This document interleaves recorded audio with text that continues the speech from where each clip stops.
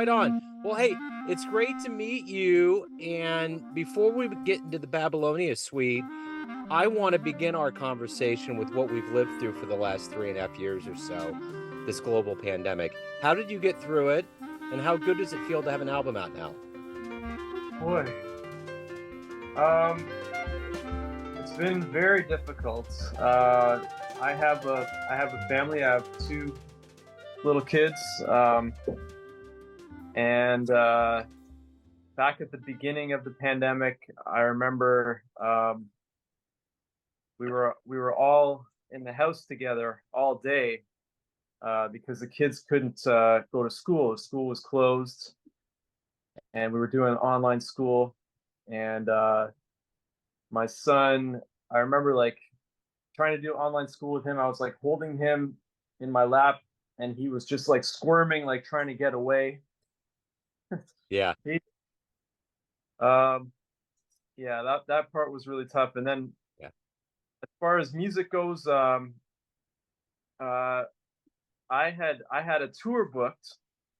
Uh, right, I remember the Friday, March 13th of 2020.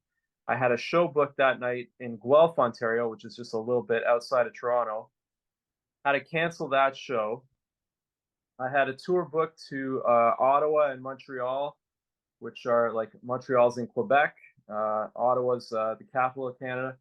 Had to cancel those shows, uh, and it felt like it felt like the band was all over. It felt like it was done. Um, but eventually, a couple of years went by, and I said, you know what, I don't want to let it go. So I I assembled the music.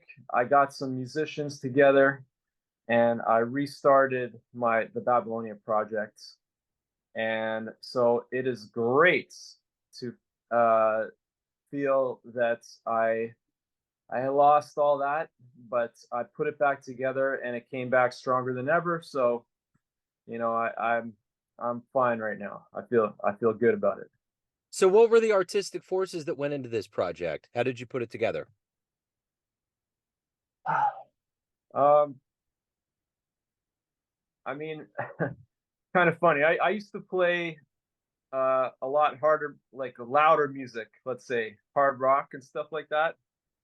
And and my parents were like, we're not going to come see you play if you're going to play stuff like that. so I mean, I always played jazz. Like I went to Berklee College of Music. I studied jazz and studied with like Ian Froman and Joe Hunt, like great drummers. And so I figured I would just write some jazz and some nice music that my parents would like to see. And I wrote a tune called Florina, which is it's a septitelli, which is a type of a Greek dance, like a belly dance. And that came out on my last album, Bethany Project. And so my mom heard that, and she's like, "Oh, okay. Well, you wrote a song for your dad. That's nice. Where's my song?" So then I started looking in. My mom was born in Mumbai in India, and but her family is originally from Baghdad.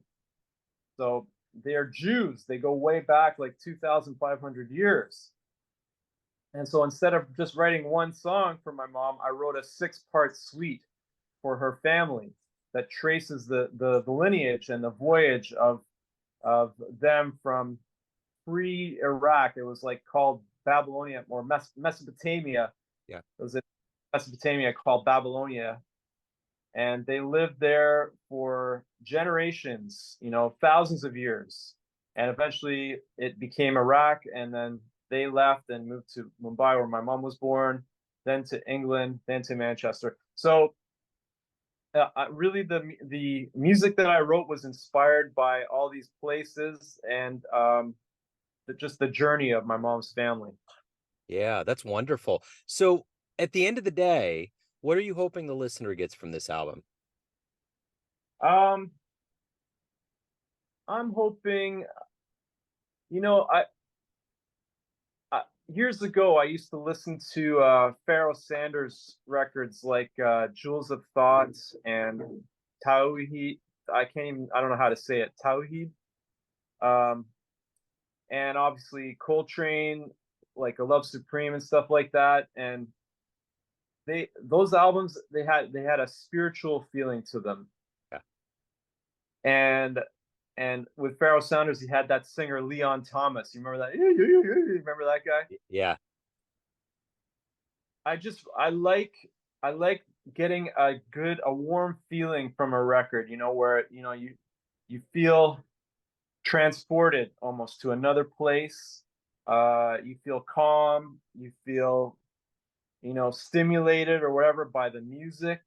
Um, that's what I'm kind of hoping for. I'm hoping that people get and especially, I hope people get a feeling of peace and joy from listening to it. So how did this journey into the jazz begin for you? How did it start, and who were some early influences on you? So I have to credit my aunt Edwina. She lives in Manchester, England, and when I was 14 years old, she gave me a compilation, an English jazz compilation called "I Love Jazz," and that was the first jazz record I ever had. It had um, it had Louis Armstrong doing Mac the Knife. Yep. Had uh, it had a Miles Davis tune on it. Um, it had, let me see, there was some Art Blakey on it, the drum suite.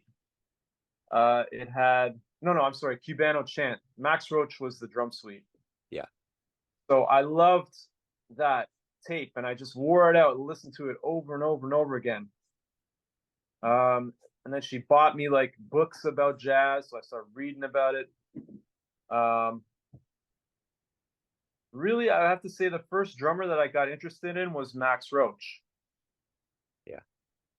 I still I still feel that he is the greatest drum soloist that I've ever heard.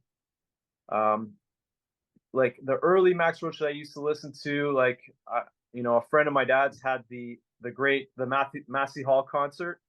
I don't know if you're aware of. You must know the great jazz concert. Yeah, which I don't know if people understand. It was sparsely populated because there was a big boxing match that night. Like, it's one of the most iconic shows ever, but no one came to it, and that's the reason why. Sorry. Oh yeah. Uh, oh, I don't know how to decline. Sent to voicemail. There we go. Okay.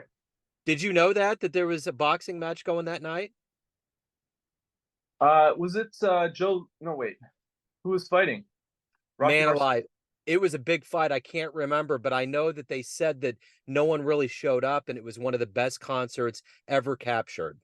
Yes, and it was right here in Toronto. Yeah, right. Jazz history: Mingus, uh, Max Roach, Bird, Bud Powell, Disney, like the greatest Dream. set. So yeah, I used to listen to that. I used to listen to Salt Peanuts and Max Roach just flying, right? Like so fast. And so articulate and beautiful, his drumming, right? Um, I listened to a record called Saxophone Colossus, Yeah. uh, with that tune Saint Thomas, where Max he did the beautiful intro, and then he did a solo later, and that he was trading with Sonny Rollins, and just like his sound is so beautiful. And then I got to see Max Roach play, Yeah. which was like highlight of my life. I have to tell you. So he comes out. He was like in his 60s at the time, playing at a place called the Bermuda Onion, a jazz club in Toronto that is defunct now. It's gone. They come out. It's a quartet with Cecil Bridgewater, Odine Pope, and I think Tyrone Hill was playing bass. The first tune they played was Cherokee, and it was faster than I've never heard anybody play that fast. That was the first tune of the night, Wow. and they were 10 minutes, and they were just And everybody in the audience was just like what happened? Like it's yeah, Max Roach is just incredible. I can't say enough about him. And I met him and he was so nice. Oh, You know, dude, that's great. Yeah. yeah. I was like, how do you do that hi-hat thing? I was only 18 years old. I'm like, how do you do that hi-hat thing where he's hitting the bottom of the hi-hat? He's like, oh yeah, it's like this, blah blah. Yeah, very cool guy. And I guess some other drummers that I really love are Tony Williams. Uh, I love Tony Williams. Four and More is probably my favorite jazz record.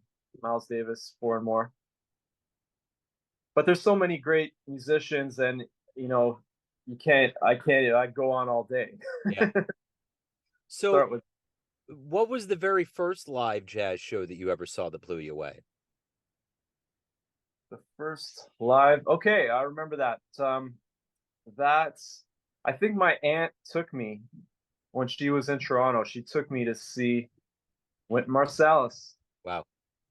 the Massey Hall. It was either at Massey Hall or Roy Thompson Hall. I think it might have been Roy Thompson Hall, which is another great venue in Toronto. And I think we were sitting up behind the stage.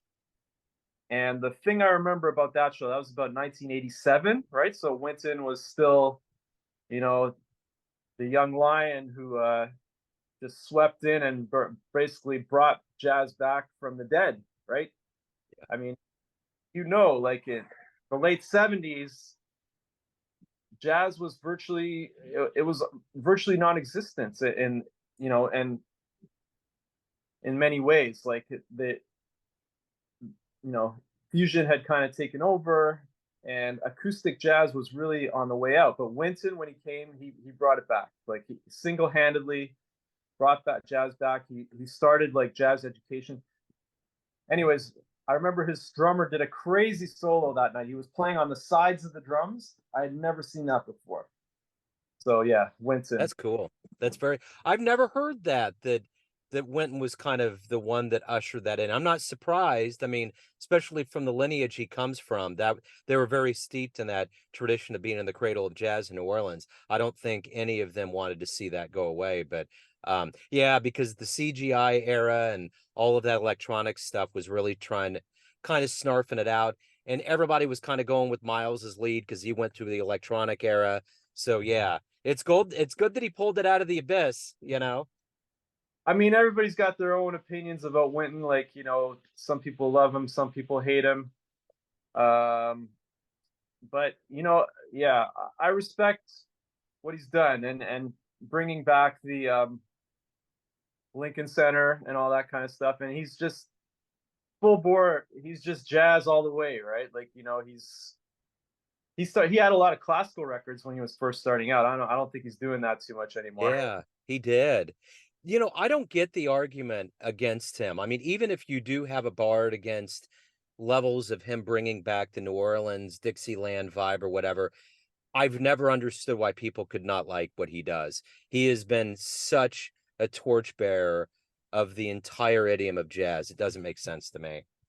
Yeah, and the whole family like is so talented and amazing. And I Yeah, love like what Branford did playing with Sting. Like he really brought jazz into mainstream pop, yeah, right?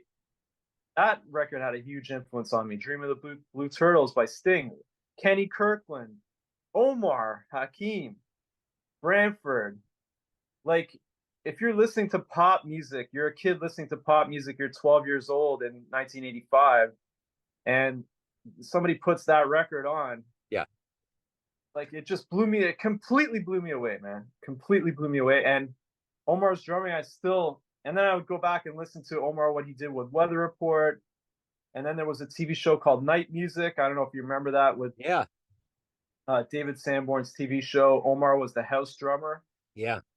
So beautifully, incredibly, and he'd play with like Leonard Cohen 1 minute, and then he'd play with David Fathead Newman the next, and then they'd play with Miles, and then they'd play like that show was insane, man. So anyway, Omar.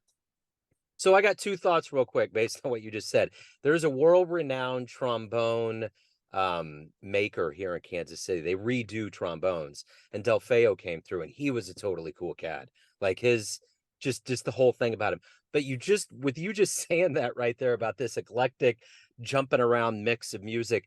The last show I saw before COVID happened, it was March 3rd. We have an art museum in Kansas City called the Nelson Atkins, and there's an auditorium in there. And I got married in 2019, and my wife wasn't really into jazz. But of course, with me, I'm going to shows, I'm baptizing her in the jazz arts. So Bill Frisell is coming through, and she's like, "What's he like?" I'm like, "I don't even know what to tell you right now. I have no idea what to expect." Bill is one of those guys that just comes in, but he had a trio. And he came in, and it was, I think, the first reported case of COVID happened in either Missouri or Kansas. And we were all starting to feel murmurings, like the cattle in the field knew the tornado was coming, that kind of a thing. So at one point, Petra Hayden was a part of the trio, and she starts singing "We Shall Overcome." And she stands up and kind of has this church, purpley, like church hip robe on, and everybody else starts standing up, and we start swinging and singing "We Shall Overcome." And it was like, oh wow, like it was a precursor. But as a testament to what Bill does, right after that, he did a cover of Ziggy Stardust. It was just like, that was the way. It was like the pendulum of auditory things and delights just went way up and way down. But anyways, that was one of the I will never forget that show for just the way the air felt. It was the last thing I saw before COVID, and it was a spectacular show. But Bill's that way. You just don't know what you're going to get. Yeah, I saw him. I saw him again when I was young. Like about 18 years old. I saw the trio with Frizzell and Joe Lovano and Paul Modian. Yeah. Famous trio. I didn't get it again, and through my eyes now. But at the time, I was just like, "What is going? I don't understand." It, you know, what I remember about that show is just the way he was plucking the strings on the guitar. I mean, it was almost like he wanted to pull them off the fretboard. Like he was really pulling, but it just had a resounding, reverberating vibe to it that just worked well. Maybe he was tailoring it for the hall or for the trio, but anyway, that was that was a pretty good moment. So I'm curious, um, of all of these things that you do, you record, you play live, you're influencing younger players. What do you look forward to every day as a professional musician? What do you like the best about this process? Um, I mean, I really like every gig is like a challenge, man. Like, and I get nervous, I get butterflies like crazy. And but it's exciting to kind of confront that and come in and try to make music. That's the most exciting part for me. Every gig is different. There's always something going on. I'm playing tonight. I got so once a month we do. I play in a jazz trio. This guy Steve Coven, he's a great piano player, and we have what we call spontaneous composition night, which is the first Thursday of the month. So we've had like somebody coming out doing spoken word poetry. Cool. Had people come up and do country songs, and it's just like the neighborhood is very eclectic up where we're playing. So it's just very interesting. And you know what else? It's really inspiring when somebody comes up and you never heard them play before, and then they play and they're like really good. Like there was a flute player, a female flute player that I hadn't heard of, and she got up and she just started playing like changes, like she was killing it. So anyway, that part's really exciting. I love hearing young musicians play, and I like to support them and be a part of what they're doing if possible. So one of the original houses of jazz, the most historic one, is our Mutual Musicians Foundation, the local union that we had, and every musician that's been alive has been through there. And it's the same vibe. It's a late night place that starts around midnight. Well, no, more like 10 to 2 in the morning. They only have cans of beer. It's like old school, kind of a thing, but it's the same vibe. There's cats that come in that just floor it, and they're in, you know, once they do that. So Yeah. it's a good thing. Kind of playing off of the theme of just what you were saying about what Winton did for jazz, and the acoustic vibe almost went away. It seemed like during COVID, I did more interviews than I ever did before, and it seemed like there was a lot of musicians that like left New York or left big cities. It was too expensive. They didn't know what was going to happen, or students weren't enrolling at school. But from my perspective, and I don't know what yours is, it seems like it's stronger than ever. It seems like everything's kind of come back. It's come back in kind of a new incarnation, like new buildings built next to old ones. It seems like it's really doing good. Yeah, I mean, up here, there's only a couple jazz rooms, I would say. There's the Jazz Bistro, there's the Rex, and there's another place called Hirut, which is a small place. I teach drumming in the basement of that place, and they have a Yeah. jazz upstairs. Um, a lot of musicians have left. Toronto is the biggest city in Canada, and sort of the center of jazz, I would say, up here. And a lot of musicians have left, but yeah, I can see it. I can feel it coming back a little bit, and definitely like what's really happening is that the younger generation is coming in now, Yeah. and maybe some of the older musicians left. They didn't want to deal with it anymore. But there's some young players coming up that are just incredible. So that's what's happening up here. So you kind of talked about, you've been to Berkeley, you're obviously in the jazz world, and you've done other things, but you clearly love jazz. So tell me, why do you love jazz? I love improvising. That's one thing. I mean, you know, I just it's so much fun to take a piece of music and you know look at it this way, look at it that way, get new things out of it. Like there's always something new that you can do. Um, my teacher at Berkeley, Ian Froman, I don't know if you ever heard him play, was Yeah. such a master improviser, and I feel like I'm nowhere near where he's at. So, but I love, and I love playing with my band and getting new things out of the tunes every night. The players are really uh, creative, and they're always pulling out new stuff. So that's what I like about it the most, I would say. So one question I always like to ask is, if you could get into a time machine and see anybody in the history of jazz, where would you go? But you just said a very dreamy sequence of Max Roach, and you even met him. So what I'm going to do is I'm going to tailor this a little different, ask you, of all of the musicians in the jazz world that are around right now, who would you love to see live that you haven't caught live? That are around right now. Yeah, like modern players. Oh, I gotta say, well, Micaiah McCraven came through. I missed it. I It's difficult for me to get out at this point because my kids are small, and I really like being home and staying around with them. I would love, I wouldn't call him a modern player, but I would love to see John McLaughlin. Yeah. It almost seems like you have to go to Switzerland to see him play because he only really plays at Montreux.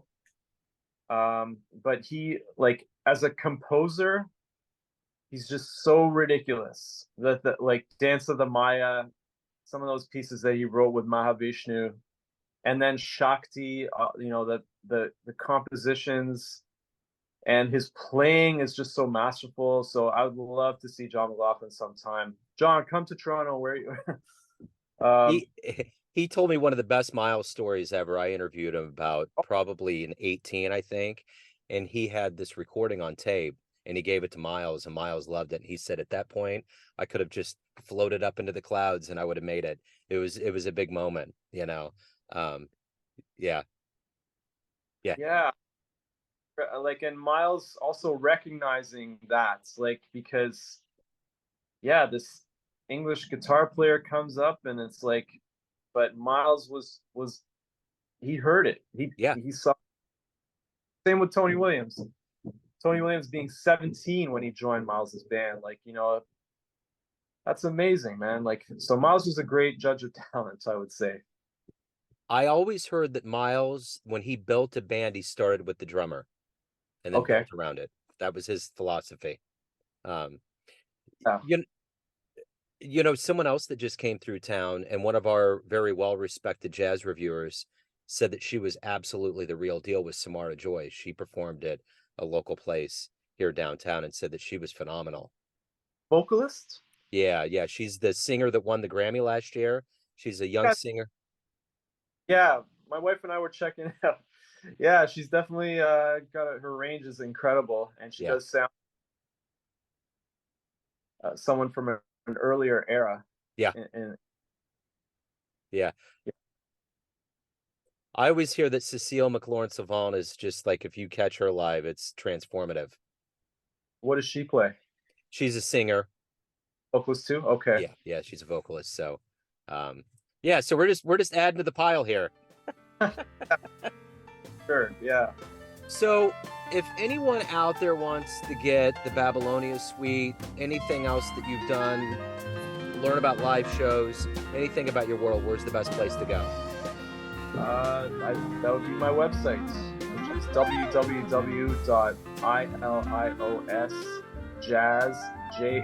www.iliosjazz.ca.